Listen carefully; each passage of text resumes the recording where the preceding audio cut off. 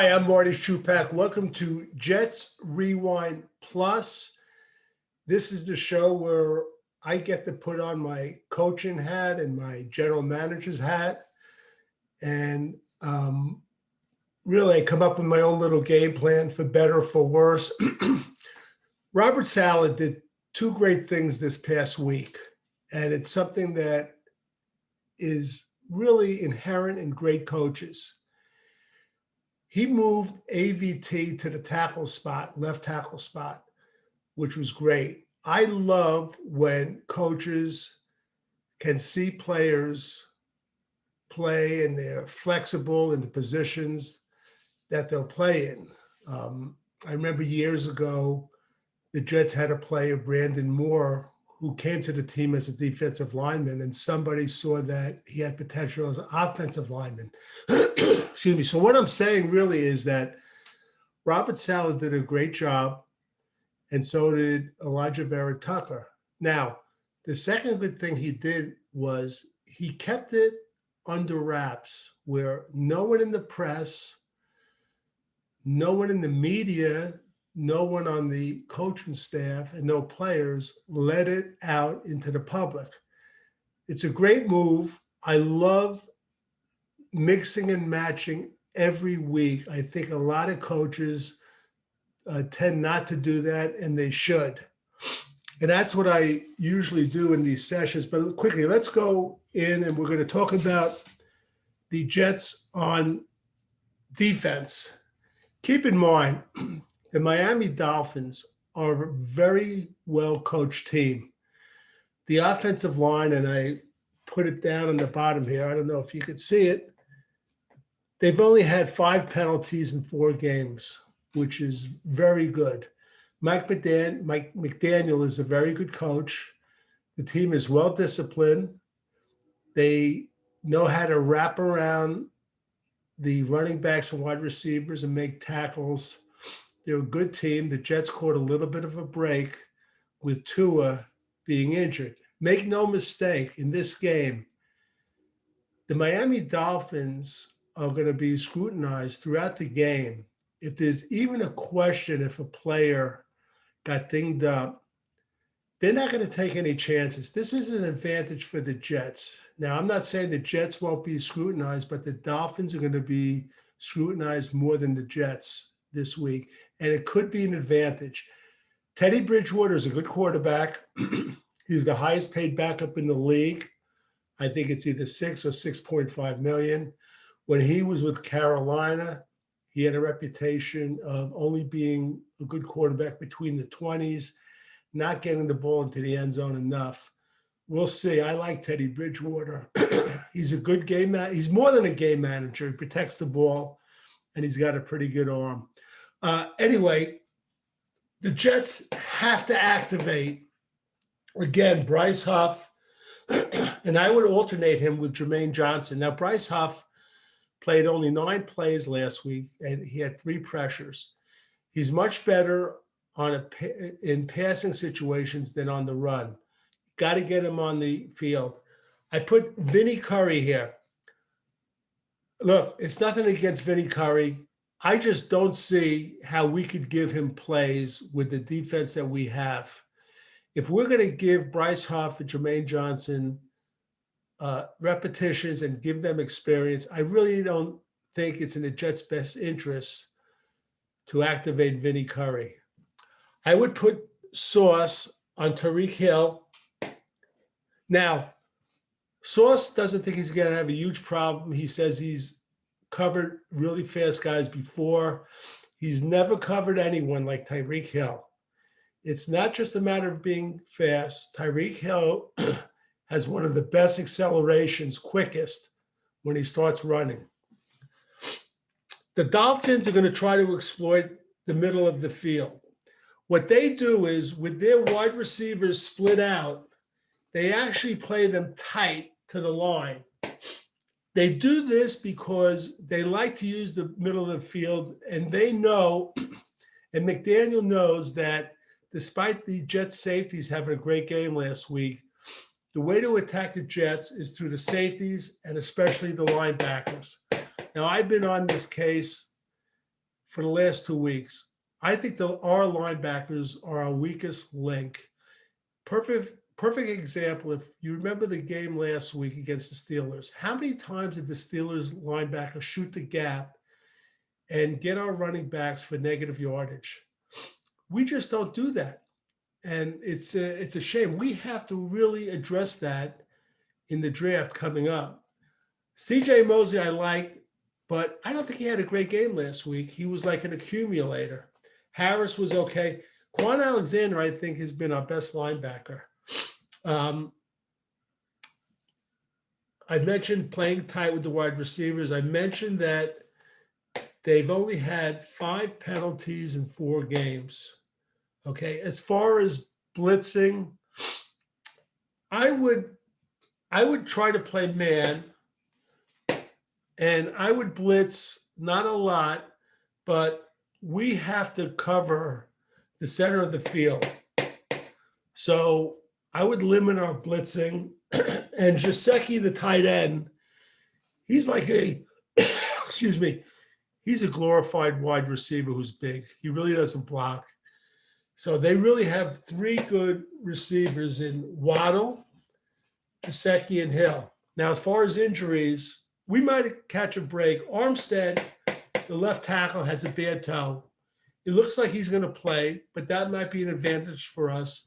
Waddle has a groin injury, but it looks like he's going to play. I mentioned Bridgewater's good. Mostert, Mostert. I can never pronounce his name. He's leading the team in yardage. Keep in mind that Tyreek Hill is leading the league in yardage and receiving. I would not activate Nathan Shepard or Solomon Thomas. I just don't see what they're adding to the team, especially Nathan Shepard. I don't understand what this love affair the Jets coaching staff has with Nathan Shepard. Doesn't make sense to me. I would activate Brandon Marshall. It's not Brandon Marshall. Hold on just a second. It's not Brandon Marshall. It's Jonathan Marshall. Obviously, the Jets Rewind Plus fact checked it into his job. Great. I would activate Jonathan Marshall and Denzel Smart. If there's anything that Robert Saleh learned last week, it's an advantage when you put players in and you don't announce it till that day, okay? The Pittsburgh Steelers defensive line, they were looking at game film, but they didn't look at game film with Elijah Vera Tucker at tackle. That was a surprise. I think the Jets have to do that week in and week out, try to mix and match with their personnel. So that's my defensive game plan. Bryce Huff, Jermaine Johnson, I would alternate them. I would not activate Vinny Curry. I would try to play man-to-man on their receivers, try to get help with our safeties, especially with Tyreek Hill, have him move over there. I would limit our blitzing and watch the middle. Okay, they're going to try to exploit us over the middle. And you might look for Queen Williams. He's up against a good guard in Eichenberg. Eichenberg's pretty good. So is Connor Williams, I think it is, at center. I love when you're able to move players around. I think it's great flexibility. And again, they're not used to it. So you might want to start Queen Williams here, but you might want to reverse him and Sheldon Rankin sometimes through the game. Remember, I had said last week, and a lot of other Jet fans said that they want to move John Franklin Myers inside, but it doesn't look like the Jets are going to do that. So that's the game plan. We'll be back in a moment to go over the Jets offense and have a little fun with that. Okay, let's look at the Jets offense and the Dolphin defense. Dolphins usually play a 3-4. They're pretty good. They put on a pretty good pass rush. Phillips is a very good defensive player. I'm not sure the safety. I've heard different things. Brandon Jones may or may not play. I can't get a definite read on this. If he doesn't play, the Jets scored a break there. Couple of things, though, for the Jets to look out for, and Mike LaFleur and Robert Saleh. I believe the Jets are going to rush 5 players on almost every play and every pass play. Besides blitzing, they know the Jets' offensive line situation. They're going to make the Jets try to win on every repetition. They're going to put every one of their offensive linemen to work. Now, I had put AVT at right tackle. We don't know what's going to happen. I put Dwayne Brown in there. We don't know if he's going to be activated.